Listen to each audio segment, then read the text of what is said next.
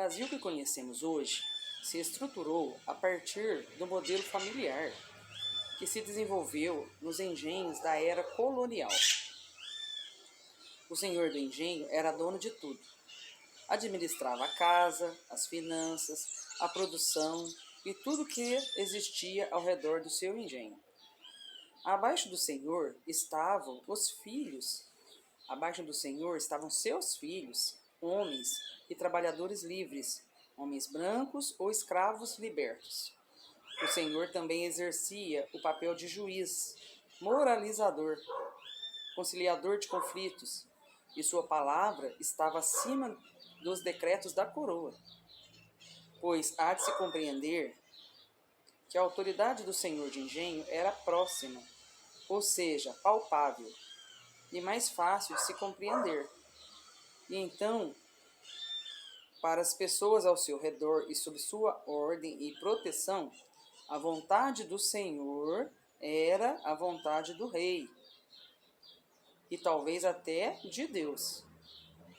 De acordo com Furtado, uma publicação em 2001, um escritor, Furtado, havia escassez de açúcar na Europa, e como solução, a coroa portuguesa ofereceu a possibilidade de colonos se estabelecerem no Brasil, recebendo as capitanias com o direito de ser o único a possuir moendas e engenho de açúcar. O açúcar tinha tanto valor que no testamento da mulher de Carlos V, o rei da França, havia 14 quilos de açúcar, dentre outros bens, como joias. Olha, 14 quilos de açúcar no testamento. Tinha valor mesmo, hein? Tá, continuando. Ser senhor de engenho era uma honraria para o proprietário, que era protegido por lei, que impedia sua execução judicial e a perda dos seus instrumentos de produção. Ele tinha a prerrogativa de possuir terras para utilizar e também arrendar para outros homens livres, além de poder desfrutar da mão de obra escrava,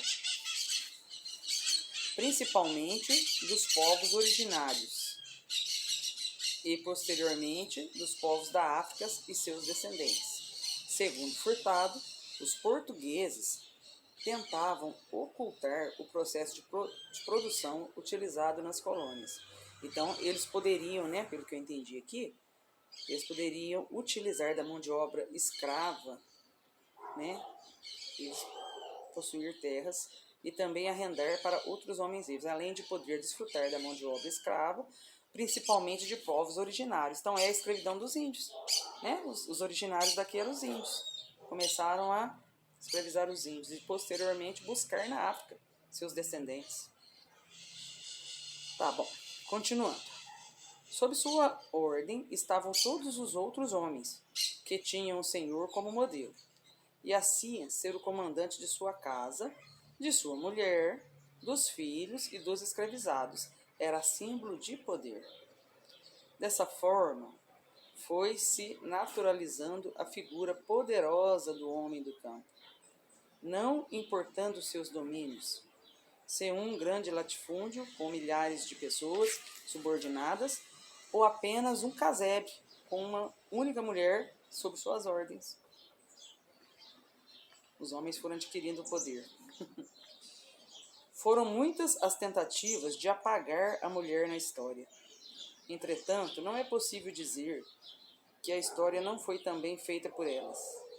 Del Priore, 1997, retrata muito desse problema em sua obra, A História das Mulheres do Brasil, em que aponta que durante a era colonial foram vários os esforços para impedir os trabalhos exercidos por mulheres, como a venda de quitutes em tabuleiro, ou até mesmo a gerência de algumas quitandas e bodegas. Há de se destacar o trabalho de mulheres negras, escravizadas ou forras, que perambulavam pelas vilas com seus tabuleiros. A divisão do trabalho entre trabalho de homem e trabalho de mulher não se limitou às cidades.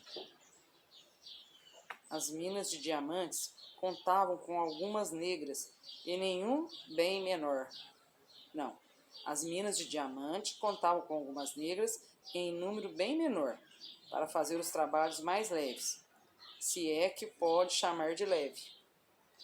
Essa divisão também se dava nos engenhos e até mesmo na casa grande, como, por exemplo, as negras mais velhas, que cozinhavam e lavavam a roupa, as negras jovens, que serviam à mesa, arrumavam a casa e atendiam as sinhás, em seus aposentos como mucamas, enquanto homens negros da casa cortavam lenha, arrumavam as carruagens e etc. É preciso lembrar que nem todas as mulheres brancas eram ricas, e quanto mais ricas e nobres, menos trabalho faziam, pois possuíam outras mulheres, negras escravizadas, para fazerem as tarefas mais corriqueiras do dia a dia, como fechar um vestido ou esvaziar um urinol. As negras limpavam, cozinhavam, cuidavam das crianças, porém a sinhá levava o crédito por manter sua casa bem limpa e organizada, mostrando assim que cumpria seu papel social de boa dona de casa. Muito interessante isso. Além das famílias nobres, existiam famílias pobres, moças brancas pobres e órfãs, mulheres negras ou mulatas, alforriadas, que em diversos momentos constituíam famílias não reconhecidas pela igreja, vivendo como concubinas de homens casados ou casada com homens em condições nada melhores que as suas, financeiramente. Aí tem uma explicação aqui. A família em Minas foi marcada por um conflito permanente entre os poderes da igreja, unidas à do Estado, versus a cultura popular, repetindo a estrutura familiar típica de tantas outras regiões coloniais. Disseminavam-se nas Minas as relações familiares do tipo consensual, apoiadas no compromisso informal entre as partes. O principal instrumento de combate a essa prática foram as visitações promovidas pelo bispado, a fim de averiguar o comportamento dos fiéis e assisti-los em suas necessidades espirituais. A cada povoado que chegavam, os visitadores recebiam avalanches de denúncias sobre as mais variadas formas de relacionamento entre os casais.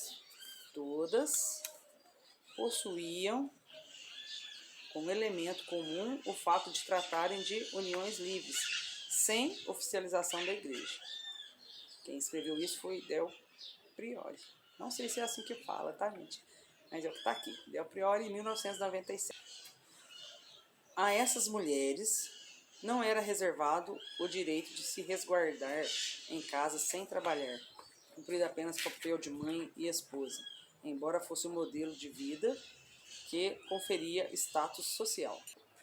O passar dos anos não apagou muita coisa desde a era colonial.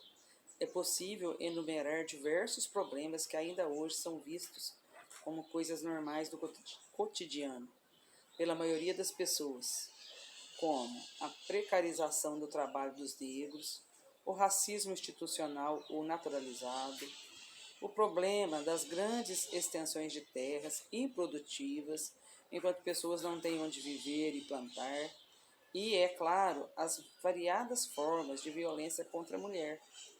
Neste ensaio, elenca-se a necessidade de emancipação da mulher do campo como objeto de estudo. São avaliadas as consequências da colonização do Brasil, que ficaram como herança para a mulher rural. A vida nos engenhos como modelo de organização social. Portanto, tratar da emancipação da mulher camponesa é algo que ultrapassa a narrativa da emancipação financeira.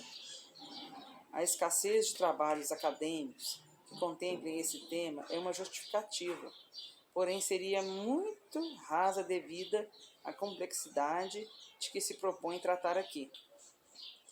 É preciso resgatar histórias, tão parecidas e que ao mesmo tempo tão singulares de mulheres que ainda vivem sob o jugo dos senhores na atualidade, e mostrar outras que conseguiram sair dessa situação e se emancipar de forma plena, psicológica, física, econômica e socialmente. Há ainda outro fator de extrema relevância: os instrumentos de combate à violência contra a mulher, já conquistados, além de frágeis, não contemplam as mulheres do campo e das florestas, que estão longe dos centros urbanos, muitas sem acesso à educação, sem meios de informação sobre as políticas públicas e sobre seus direitos. É perceptível essa falta de acesso, principalmente ao buscar dados sobre a violência contra essas mulheres. Não há diagnóstico e quase não há denúncias, por diversos motivos. Porém, elas são mulheres, são brasileiras e precisam ser vistas e ouvidas. Ao iniciar, aliás, antes mesmo de começar a esboçar um projeto de pesquisa, a ideia era compreender a relação de gênero com a relação de subordinação entre os gêneros, com ênfase no convívio das pessoas do campo. Após 2 meses de conversas e convivência com 28 mulheres camponesas, foi preciso tomar um grande cuidado para retratar aqui as memórias e apresentar sua visão de mundo no que se refere à vida social, trabalho e educação, e buscar dados sobre os tipos de violência que elas sofrem ou sofreram e como conseguiram lidar com isso. Os nomes de todas as entrevistadas foram trocados para proteger a sua identidade. Por isso, a própria pesquisa foi mostrando como a organização social entre as mulheres, por meio de cooperativas, associações, grupos de apoio e até mesmo grupos religiosos, é essencial no processo emancipatório. Em alguns momentos deste texto, a escrita acadêmica se sobressairá pela importância de seguir o rigor científico que a pesquisa exige. Entretanto, a delicadeza do tema e a narração de tão íntima dor, em diversos trechos, se farão presentes, ao ponto de se misturarem dados e emoção. Agora eu vou parar um pouquinho, voltamos amanhã.